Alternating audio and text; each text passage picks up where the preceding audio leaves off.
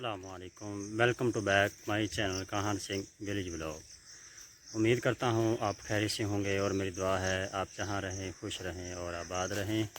और आज मेरी बारी है नहरी पानी की और आज लगाना है तिली को पानी। और एक कनाल ये तिली है, इसको पानी लगाना है आज।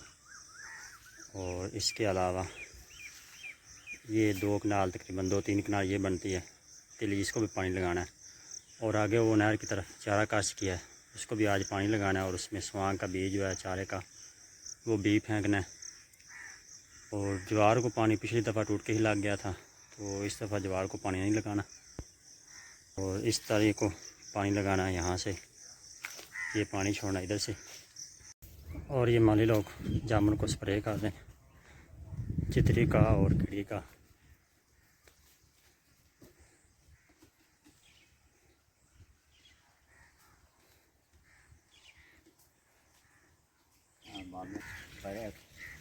बड़ा खतरे करना पैंदा है, पौड़ियां लानियां पैंदियां ने, जम्मू लाने पैंदे। चल लगा बह गया तो गर्मी पैंदी पहले तो बन जा